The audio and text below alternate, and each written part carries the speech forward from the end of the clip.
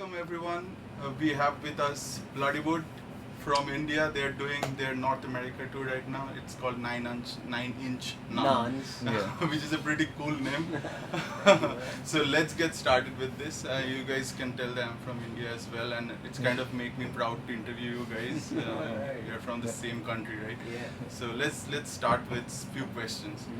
Do you want to first introduce yourself? Everyone knows that you are Bloodywood, but you want to just introduce your names and My name's Rahul. Oh, no. My name's Karan.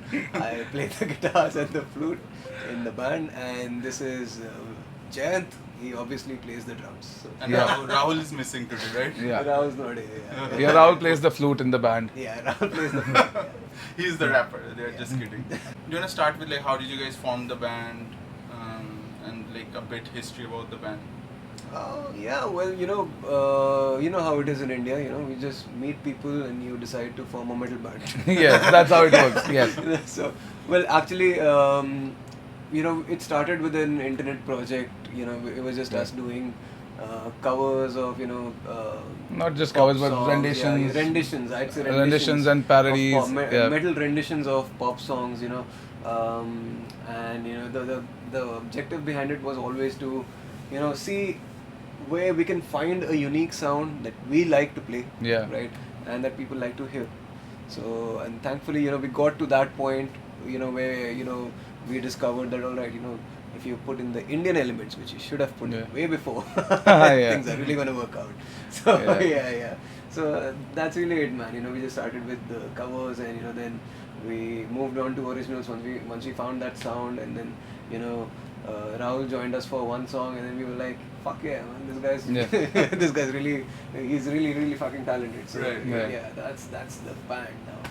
Right. Yeah. And that's when RE happened, right? Yep. And Yep. Mundi Adi Bachke and all those cool songs. Yep. You know what you're talking about, yeah. Yeah. You've Yeah, done your and research. the first song that I heard of you guys was Arya. Someone sent me on WhatsApp or something. Then Mundi Adi Bachke I saw that, and then Machi Bhasar and everything is, and the rest is history, Nice. like you said. So you guys were talking about the unique sound and how you kind of infuse the Indian folk elements to it. So if you want to talk more about it. Well, you're Indian, right? So you know how you don't really have to learn Indian folk music to know what it sounds like. It's everywhere, dude. It's playing in taxis, it's playing at weddings, it's playing on the streets for no reason at all. Your neighbors blasting it. So Some weddings happening in your colony, so now you're hearing all type of dhols and everything. Yeah. The dholes everywhere, man. Yeah. You're gonna find the dhol in Mars also, it's gonna be there. Yeah. The first Indian colony has dhols in Mars already. Yeah.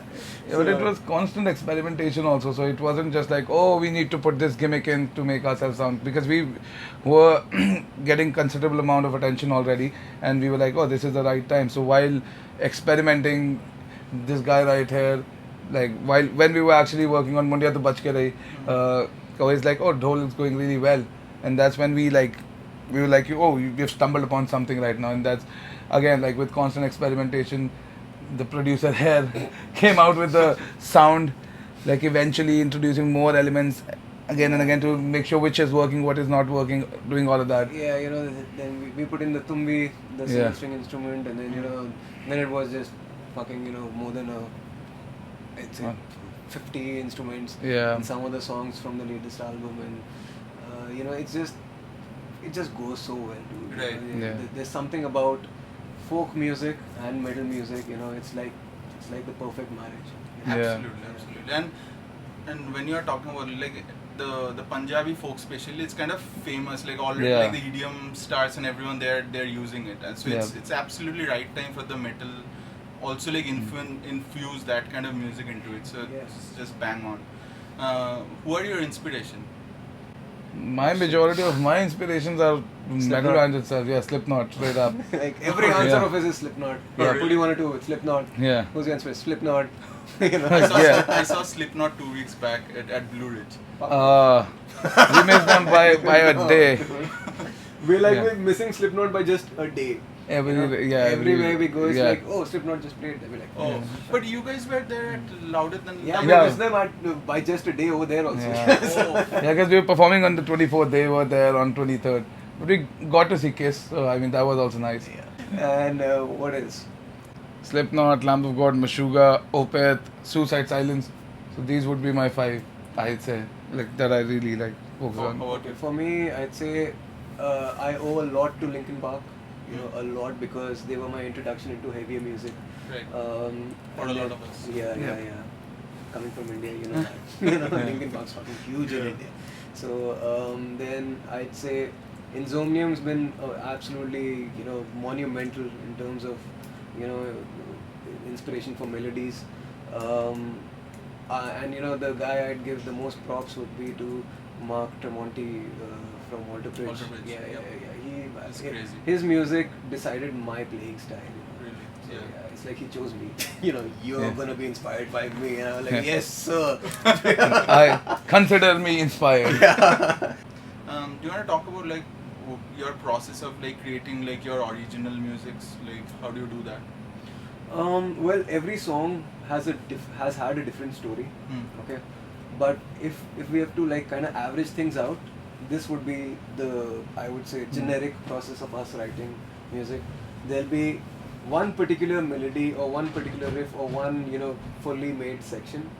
Okay, and then once that's made, once everyone's happy about it, we sit together, we analyze what kind of, you know, what emotion we're feeling through that music, and then we decide upon, you know, okay, this is the thing we want to talk about in this song, and that helps me, once we know what we're going to talk about, that helps me make the rest of the song. You know, and then once the whole instrumental is made, then we sit together and, you know, we work on the lyrics and the delivery and, you know, everything, and if things aren't working out, we redo everything again. And you know, we do not give up on our songs at all. You know, there's this saying that, you know, if you can't make a good song in a week, then just don't make it at all, or something on that line. And I do not believe that at all.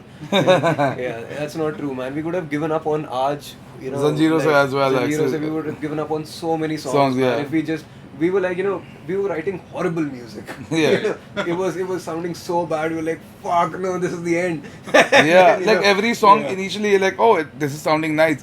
By the time we are reaching the end, like nobody's gonna listen to it. It's not sounding good. And then, you know, we'd go back to the drawing board, you know, rearrange stuff, you know, work, you know, fucking 48 hours in a row, and, you know, when we are finally, when everyone's happy with, you know, the sound, not just happy, man, it needs to hit you. You know, you need to know yourself that this is something special.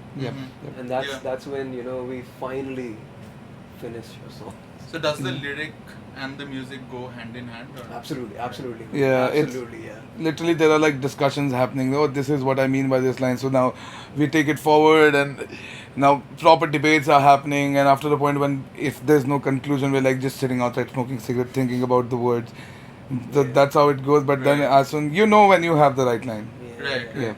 And it kind of shows in your lyrics. I mean, in the lyrics is not like it's just there. It has some like meaning to it. Like Machi Bhasar, when I first heard it, because I know Hindi, I mean, it kind of like hit me to the core. Like I know what you guys are talking about, and it's cheers to that. Thank you so much. My next question would be like, a lot of like people here probably don't know much about the Indian metal scene. Do you guys wanna like talk a little bit about that as well? Like, how do you think the Indian metal scene is right now? Well, I'd say everyone needs to listen to Pineapple Express. They're fucking amazing. I love them. And, you know, as for the rest of the metal scene, just elaborate. I was waiting for your love letter to end. I'm kidding, but yeah. See, so Indian metal scene, I mean, obviously you must have seen, you coming from there, that it's very small, but it's tight-knit. So you know, like those 200, 300, 400 people that are coming to your show. Right. And and you also know this, I mean, again, you're coming from there, like every fucking, like every person there in the crowd probably has a band. So there are so many bands out there in India, and right now is actually good time for everyone to come out properly. It's because of the recent rise of the indie scene with artists like Pratik Kuhad and these guys, like Obama is listening to Pratik Kuhad. And this has actually given a push to the audience to listen to more original stuff and not just the Bollywood, whatever shit they're like, you know, shoving down your throat. Exactly. So I mean, but also for metal bands. It's a great Oh, no, time. yeah, exactly. You know, if people probably think, oh no, metal's dead. You know, rock's dead. Pop's the new thing. Rap's the new thing. Trap's the new thing. No, that's not the case, man. You know? Independence rock Yeah. is coming back. I'll It's be for a very reason. honest. Like the whole world is looking towards our subcontinent right now for great music. Yeah. And it's you know, metal bands. If you're thinking about starting a band, do it right now. Yeah. Right. Do it. There's You know, so just- many great You're examples. gonna regret it all your life. You know? Yeah. So just fucking do it. Yeah. Yeah. If you don't do it, you're gonna regret it. Not I'm not making a metal band. So yeah, I mean, and like you said, like the independent music scene should flourish more in India. Yeah, it actually has started now. That's what I was getting to. That people have started embracing it. People are not just going to they're not expecting just a Sufi or a Bollywood band every night. Now Right. there's like bands like Yeah. Parvaz who are doing really good. Pineapple Yeah. Express is a great example. Yeah, Thaikudam yeah. Bridge. So all of these like class acts are there right now. Yeah. Everyone who's dropping, you know, the old ways Yeah. of doing things that you know you need to. You need to play like 1,000 shows before you have 100 Yeah. fans or something like that. Fuck. No, that's not No. the case anymore. People don't even need bands anymore. Majority of them. Look at like all these Yeah, bedroom yeah. projects coming out, and all of them are like really amazing. Right. So do you want to talk about like how did this US tour happen and all the festivals? Like you'll be performing at Aftershock, right? Yes, It's yes. amazing. So Yeah. this has been in planning since 2020. So we finished the 2019 tour, and right off the back, we did get like some opportunities, but we denied them because we were like, oh, we need to, work on our specific US tour, and Our that audience Yeah. more than the tour itself. Yeah. We wanted to have a solid audience before we started. yeah, Right. no, I'm talking about the US tour. Oh right, Yeah. right, yeah. So US tour, then we were supposed to play in 2020, but before we could even like announce it properly, COVID happened. Then it got pushed to 21. Then finally in 22, we got the chance to like properly come down because COVID was like fucking it up again and again and again. But Yeah. now we're here. Yeah. Look at that, it's been like 2 years in the making. And next up would be the Europe tour, right? Next. In March, yes, Yeah, March yeah, 23. Great. We And just how- came back from a Europe tour. Yeah, Oh, okay, Yeah. right. And then now we're gonna go again. So It's amazing. in 23, yes. yeah. How was the experience performing at Louder Than Life? Oh, unreal. Amazing as always. Yeah. It's because it was our first time in this territory in North America, and I'd say one of the most nerve-wracking ways to do that is to play a fucking festival. Yeah, You know? straight off the So bat. we were like straight up, okay, we got the first show is a festival. Oh, you're gonna open the festival. Oh, you're gonna Crazy. again the same stories. Don't Yeah. expect don't expect too many people. Yeah. All that and we're like okay, we have our expectations in check, but as always, once we were about to get on stage, the crowd started chanting our name, and Yeah. we knew that Crazy. it's gonna be fucking amazing, and it was, man. Like everyone really Exactly. brought it that day. So. I'll tell everyone to check out the Germany video where you Oh, guys yes. were performing and it literally like smoke was coming out Oh, of the yeah. audience. Yeah, that Yeah, was yeah, crazy. Summer Yeah. Breeze Festival. Yeah. Yeah. There was like 30,000 people jumping together. I was like, wow. Yeah, and it was Machi Bhasar, I think. Yeah, That's it was Yeah, Machi yeah, Bhasar. much better, yes. crazy. I saw the video on Indian Yeah, Instagram. it was Yeah. nuts, man. It was nuts. Yeah. Yeah, that was something it was like hard to believe while you were Yeah. performing because each and every one, like I could see like till the end, Right. people are jumping, and I was like, yeah, that's something Yeah. I've I'm like, never I've seen. seen this somewhere. Yeah. I've seen this somewhere. I've seen this happen somewhere. Not with us. Right. Yeah. Amazing. Alright, so get on to my last question. Like, Yep. what is the future plans? In terms of like creating music, tour, and everything. It's obviously on cards. I mean, it is, but because we've got this responsibility of making sure all these tours happen properly because people have invested their time, their love, their money, everything. Yeah, because the tour in 2023 that we're doing was supposed to happen in March 2022.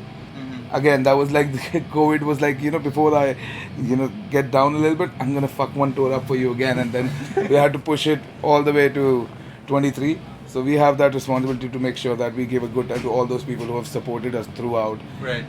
And once we are done with all the tours, then I think would be the right time to go ahead and create more music.